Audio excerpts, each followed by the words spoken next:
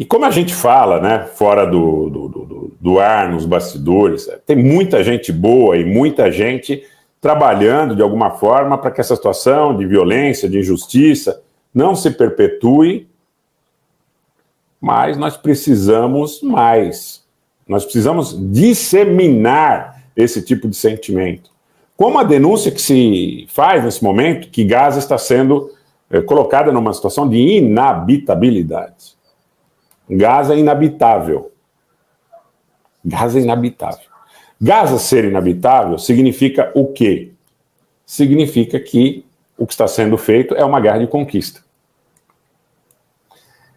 Falei várias vezes, mas vou repetir. Muita gente dizia, olha, tem um Mandela palestino que está preso em Israel.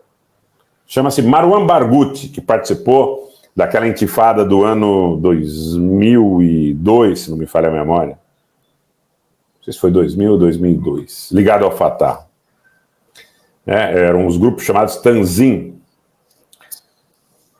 Marwan Barghouti, que teoricamente seria uma liderança da autoridade palestina que poderia ser aceita, segundo alguns, também sob a perspectiva de que Gaza viesse a ser administrado pela autoridade palestina. Benjamin Netanyahu disse que não haverá administração palestina na faixa de Gaza.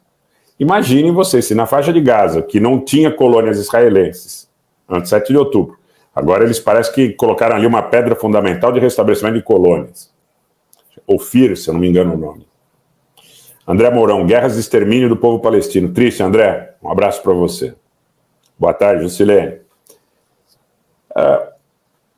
Se uma liderança moderada palestina não serve para a faixa de Gaza, só chancela o que é a realidade que a gente está trazendo a público. Trata-se de uma guerra de conquista. Trata-se de uma guerra de conquista. Esta guerra de conquista já não cabe sob a excusa de que se combate o Hamas.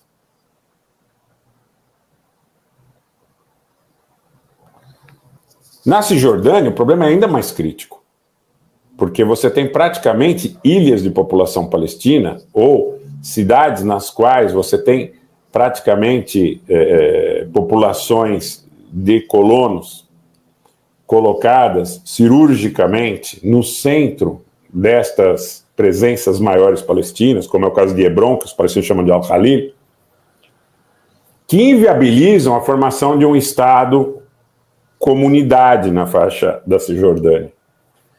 Outra coisa que é importante dizer, né, o que o Trump trazia com o Kushner no chamado Plano de Abraão era uma proposta à rendição completa dos palestinos, porque o Estado palestino que eles propunham, na realidade, não passava de uma ficção.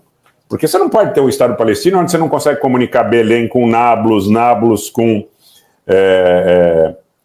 Jenin, aonde você tem toda a periferia da Jerusalém Oriental árabe sendo cada vez mais transformada em uma cidade judaica, israelense, com a apropriação de novas colônias.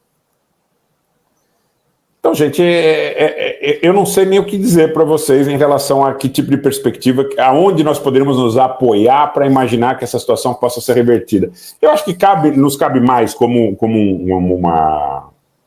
um dever histórico reportar essa situação.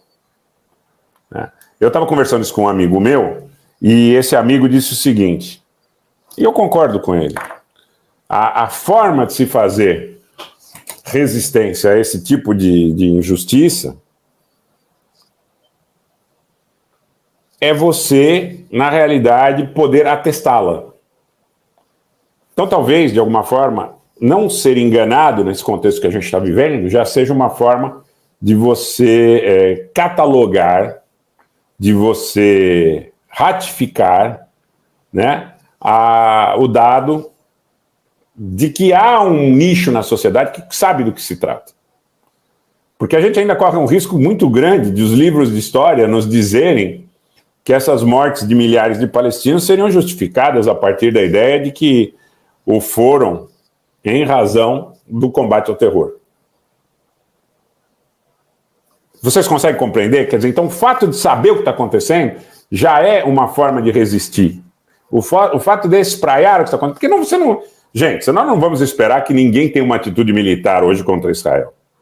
Muita gente falando no chat, mas se o Hezbollah vai entrar mais ou menos no conflito.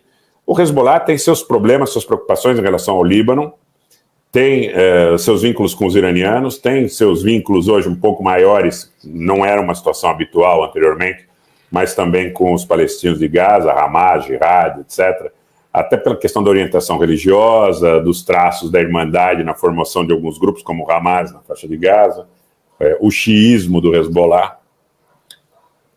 Mas é muito difícil que uma incursão militar de algum elemento, dos poucos elementos possíveis em relação à promoção de incursões, possa modificar essa dinâmica da morte em massa de civis.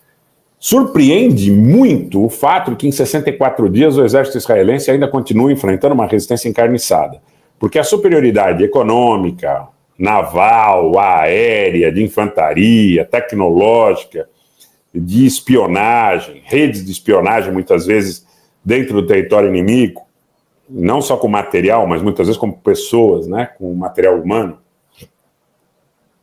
que aliás é onde se inspiram grupos de criminosos que muitas vezes atuam simulados na política de países como o Brasil. A desinformação, a infiltração, a desqualificação ad hominem, a ameaça. Surpreende a vontade desse povo lutar.